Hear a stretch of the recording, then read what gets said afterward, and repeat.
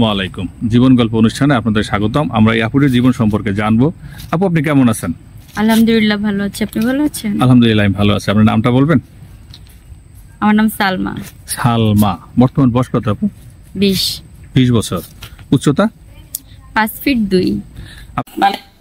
ভিডিওতে যে মেয়েটিকে দেখছেন, এই মেয়েটি সম্পর্কে বিস্তারিত জানতে ভিডিওর নিচে একটি নাম্বার আছে, নাম্বারটিতে ইমো এবং হোয়াটসঅ্যাপ আছে। এই নাম্বারে চ্যানেল কর্তৃপক্ষের নাম্বার।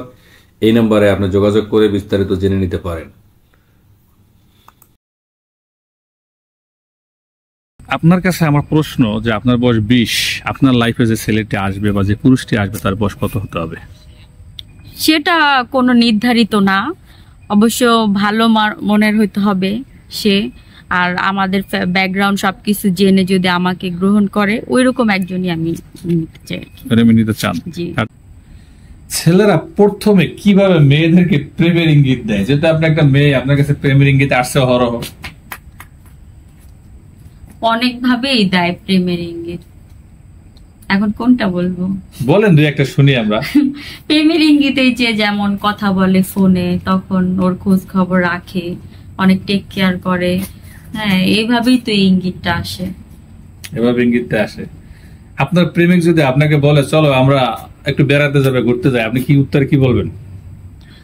অবশ্যই আগে ঘুরতে যাব না, তাকে আমি জানবো, শুনবো, পরিচিত হব, তারপর জানবো, শুনবো, তারপরে। জি। অনেক সময় হয় না যে আপনার চোখে বা আপনার মনে আপনার স্বামী কেমন মানুষ হওয়া উচিত বলে আপনি মনে করেন?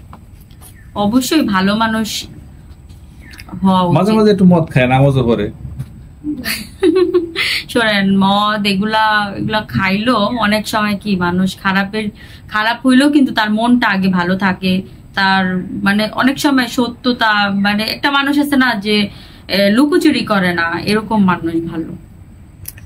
একজন পুরুষের দিন শেষে শান্তির জায়গা কোনটি? অবশ্যই ঘরে। ঘরে? জি। কার কাছে? বউয়ের কাছেও হইতে পারে, মায়ের কাছেও হইতে পারে, ঠিক আছে? এখন যার যার শান্তি, আমার মনে হয় বেশিরভাগ স্ত্রীর কাছেই শান্তি মিলে।